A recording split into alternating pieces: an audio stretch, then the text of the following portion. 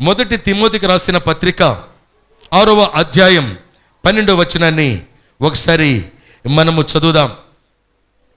విశ్వాస సంబంధమైన మంచి పోరాడము, నిత్య జీవమును చేపట్టుము.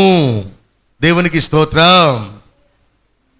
మొట్టమొదట విశ్వాస సంబంధమైన పోరాడేటువంటి వారిగా ఏ విశ్వాస అయితే విశ్వాసము చేత, ప్రార్థన చేత, హృదయ అర్పణ చేత, దేవుని యొక్క ఇష్టము ద్వారా, దేవుని యొక్క ఆలోచన చేత, దేవుని యొక్క సహాయము చేత, దేవుడు నీతో నీవు దేవునితో ఉండేటువంటి ఆ ఆత్మ సంబంధమైన వాక్య సంబంధమైన సహవాసము చేత, దేవా నా విశ్వాస జీవితంలో ఈ కార్యమును నీవు చేయాలి ప్రభువా అని ఎవరైతే ప్రయాసపడతారో వారికి, ప్రియ దేవుని బిడ్డలారా, నిత్య జీవము చేరేంత వరకు భూలోకములో కొరత లేని జయ జీవితం ప్రభువిస్తాడు.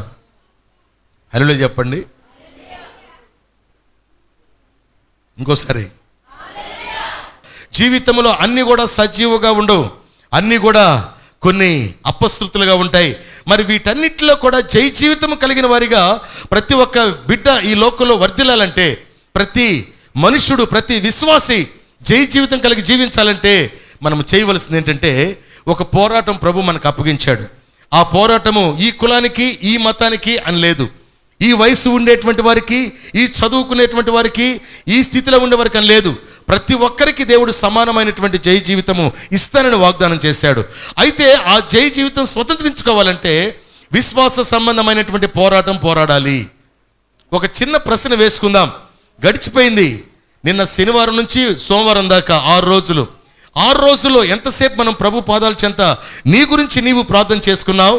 నీవు కలిగి ఉన్న కుటుంబ సభ్యుల కోసం ప్రార్థన చేశావు, నీ ప్రతి విధమైనటువంటి నిత్య అవస్థతల కోసం ప్రార్థన చేశావు, నీ యొక్క ప్రతి అభివృద్ధి కోసం ప్రార్థన చేశావు, నీ ఆత్మ రక్షణ కోసం చేసుకున్నావు. నీ ఆత్మ రక్షించబడి ఉన్నట్లయితే మరలా లోకంలో ఉండే పరిస్థితులను బట్టి అపవిత్ర పాలు కాకుండా ఆ రక్షించబడిన ఆత్మను పవిత్రముగా కాపాడుకున్నట్లుగా ఎక్కడ మలినము కలంకము కలగకుండా నీవు ప్రార్థన చేసుకున్నావు? ప్రశ్నించుకోవాలి. ఇది విశ్వాస సంబంధమైన పోరాటంలో అది ఒక హెడ్లైన్, ఒక స్టెప్, ఒక బాధ్యత. దేవునికి స్తోత్రం. ఎందుకు సిస్టర్, ఎందుకు బ్రదర్ ఇలా ఉన్నారు అని కొంతమంది ప్రశ్నిస్తే, ఆరోగ్యం బాగాలేదు, ఆర్థిక స్థితి బాగాలేదు, మా ఇంట్లో పరిస్థితులు బాగాలేవు, మా పరిస్థితులు ఎలా ఉన్నాయి అని అంటూ ఉంటారు. ప్రియ దేవుని బిడ్డలారా, ఎవరి పరిస్థితులు బాగున్నాయి భూమి మీద? ప్రభు అంటాడు, 38 ఏళ్లగా బెతెస్దా కోనేటి దగ్గర ఒక అతను పడున్నాడంట. బెతెస్దా కోనేటి దగ్గర 38 సంవత్సరాలుగా రోగ పీడితుడై అక్కడ పడి ఉన్నాడంట. 38 సంవత్సరాల నుంచి ఆ బెతెస్దా కోనేటి దగ్గరికి అనేకులు వచ్చి స్వస్థత పొందుతున్నారు, వెళ్ళిపోతున్నారు. కానీ ఇతను మాత్రం అక్కడే ఉన్నాడు. అసలు ఆ కోనేటి దగ్గర ఏం జరుగుతుంది? అనేకులు ఎలా స్వస్థపరచబడుతున్నారు? ఇతను ఎందుకు స్వస్థపరచబడలేకపోతున్నాడు అని మనం ఆలోచించినట్లయితే, నా ప్రియమైన దేవుని బిడ్డలారా, ఆయా సమయములయందు దేవదూత ఆ కోనేటిలోనికి దిగి నీళ్లు కదిలించగా, ఎవడు మొట్టమొదట కదిలించబడిన కదిలిక వెంటనే ఆ కోనేటిలోకి దిగుతాడో వాడు స్వస్థత పొందుతాడు. కదిలించబడిన తరువాత ఇంకొక వ్యక్తి దిగి స్వస్థత పొందిన తర్వాత ఆ దేవదూత కదిలిక పోయి ఈ మనుషుడు కదిలిక నీళ్ళలో వచ్చినాక మరి ఇంకొకటి దిగినా కూడా మరలా స్వస్థత రాదంట. అంటే ఎంత మెలకుగా ఉండాలో. దేవునికి స్తోత్రం కలుగునుగాక. హల్లెలూయా. అయితే యేసుక్రీస్తు ప్రభువారు, ఆయనకి తెలియకుండా భూమి మీద ఏం జరుగుతుంది? సృష్టికర్త అయిన దేవునికి తెలియకుండా భూమి మీద ఏం జరుగుతుంది? పరిశుద్ధాత్ముడికి తెలియకుండా భూమి మీద ఏం జరుగుతుంది? అన్ని కూడా ఆయనకు తెలుసు కదా. అయితే ఒకరోజు ఈ యొక్క రక్షకుడు అనేటువంటి యేసుక్రీస్తు ప్రభువారు భూమి మీద ఉండేటువంటి నా ప్రజలు అనేక రకాలుగా మేలు పొందుతూ ఉంటే, ఈ బెతెస్దా కోనేటి దగ్గర ఇతడు ఎందుకు మేలు పొందలేకపోతున్నాడని ఒకసారి యేసుక్రీస్తు ప్రభువారే అక్కడికి వచ్చాడు డైరెక్ట్గా.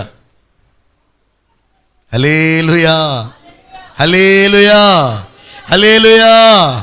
ఆ యేసుక్రీస్తు ప్రభువారు బెతెస్దా కోనేటి దగ్గరకు వచ్చి ఆ 38 సంవత్సరాలుగా పడి ఉన్నటువంటి ఆ రోగిని చూసి నిలిచి మాట్లాడాడు, పలకరించాడు. ఇదిగో, ఎందుకు నీవు ఇక్కడున్నావు? అయ్యా బాగలేదయ్యా, నాకు బాగలేదు. అవునా? బాగలేకపోతే ఇక్కడ ఏం చేస్తున్నావు? అయ్యా, ఈ కోనేరులో ఉండేటువంటి నీటిని దేవదూత కదిలించినప్పుడు నేను వెంటనే దిగి దాంట్లో మునిగితే వెంటనే నా యొక్క బాగులేని రుగ్మత రోగమంతా కూడా సంపూర్ణమైన స్వస్థతగా మారిపోతుందని తెలిసి ఇక్కడున్నానయ్యా. అయితే నేను దిగుటకు నన్ను సహాయం చేసి దించేవాళ్ళు ఎవరు లేరు. నాకు కాళ్ళు రెండు కూడా పోలియో, చేతుల మీద దోగాడాలి. నేను వెళ్ళి దోగాడి ఆ బెతెస్దా కోనేట్లో నీళ్లు దేవదూత కదిలించే ఆ సందర్భంలో నేను వెళ్ళబోయే లోపే నాకంటే ఇంకొకరు దిగేస్తున్నారు ప్రభువా. అట్లయితే నీవు ఒకవేళ దిగలేని స్థితిలో ఉన్నావేమో, ఒకవేళ నీకు ఎవరు కూడా సహాయం చేసే స్థితిలో నిన్ను పట్టించుకోలేదేమో. ఇప్పుడు నేను ఇక్కడికి వచ్చా. ఎందుకు వచ్చాను తెలుసా? నీలాంటి నిస్సహాయుల కొరకు, నీలాంటి పట్టించుకోక ఒంటరి స్థితిలో విశ్వాస సంబంధమైన పోరాడుటకు ఎప్పుడైనా నేను దిగుతాను, ఎప్పుడైనా దిగుతాను అనే మొండి విశ్వాసం నీలో ఉందే. దానిని బట్టి నేను నిన్ను నీళ్ళలో దిక్కున స్వస్థపరుస్తున్నాను. నడు అన్నాడు. దేవునికి స్తోత్ర, హల్లెలూయా. నీళ్ళలో దిగల ఇతను స్పెషల్గా స్వస్థత పొందాడు. స్పెషల్. హల్లెలూయా. నా ప్రియమైన దేవుని బిడ్డలారా, ఒక వ్యక్తి స్వస్థత పొందాలంటే స్వస్థత పొందేటువంటి మార్గంలోనికి వెళ్ళటం కాదండి. ఇతను వెళ్ళాడు, స్వస్థత పొందే మార్గంలోకి వెళ్ళాడు. అంత మాత్రమే కాదండి, విశ్వాసముతో నిలకడగా ఉన్నాడు. విశ్వాసముతో నిలకడగా ఉన్నాడు గనుక ప్రభువే స్వస్థపరిచాడు. ఇదే విశ్వాస సంబంధమైన మంచి పోరాటం. దేవునికి స్తోత్రం కలుగునుగాక. చాలా మంది అలా వెళతారు, సన్నిధిలోకి అలా వస్తారు, అలా మోకాళ్ళు వేస్తారు, ప్రార్థన చేసుకుంటారు, వచ్చేస్తారు, మరలా మర్చిపోతారు, మరలా లోకంలో కలిసిపోతారు. లోక ఆలోచనలు, లోక అలవాట్లు, లోక స్నేహాలు, లోకంలో విధానము కలిసి మిళితమైపోతారు. మరలా మందిరానికి వస్తారు, పోతారు, మరలా ప్రార్థన చేస్తారు. ఒక్క కన్నీటి బొట్టు రాదు, ఒక్క పాపం మీద అసహించుకునే విధానం ఉండదు, చేసిన పాపమును బట్టి పశ్చాత్తాపడే విధానము ఉండదు. ఎన్ని సంవత్సరాలు, ఎన్ని గంటలు, ఎన్ని వారాలు, ఎన్ని నెలలు, ఎంత జీవితం వ్యర్థం చేసుకున్నామో లెక్కించుకోరు. డబ్బులు మాత్రమే లెక్కేసుకుంటారు. ఎంత ఉంది, ఎంత వచ్చింది, ఎంత పోయింది, ఎంత ఉంది, ఎంత వచ్చింది, ఎంత పోయింది, ఎంత ఉంది, ఎంత వచ్చింది, ఎంత పోయింది, ఎంత ఉంది, ఎంత వచ్చింది, ఎంత పోయింది, ఇదే లెక్కేసుకుంటారు. దేవా, నీవు నాతో ఉంటే చాలయ్యా. ఈ యొక్క బెతెస్దా కోనేరు దగ్గర ఉండేవాడు డబ్బులు లెక్కేసుకోవాలా, డబ్బులు అడుక్కోవాలా. విశ్వాసం ఉన్నాడంతే. పోరాడుతున్నాడు. నాకెవరు సహాయం చేయకపోయినా, నా ఆరోగ్యమును బట్టి, నా అనారోగ్యమును బట్టి, నా జీవితాన్ని బట్టి ఎవరు కూడా కనికరించకపోయినా నేను స్వస్థత పొందేంత వరకు ఇక్కడే ఉంటా, లేకపోతే చావరన చస్తా. ఇదే విశ్వాస సంబంధమైన పోరాటం. ఎవరైతే ఈ పోరాటం పోరాడతారో వారి పక్షముగా దేవుడు వస్తాడు, వారికి సమీపముగా దేవుడున్నాడు. దేవుడు వారిని చూస్తూ కళ్ళు మూసుకోడు, దేవుడు వారిని ప్రేమిస్తాడు. దేవునికి స్తోత్రం. ఆయన ప్రేమించుటకు చాలినవాడు, ఆయన మన స్థితిని మార్చగలుగుటకు చాలినవాడు, ఆయన మనలను దీవించుటకు చాలినవాడు, ఆయన మనలను కనికరించుటకు చాలినవాడు, ఆయన మనలను కరుణించుటకు చాలినవాడు.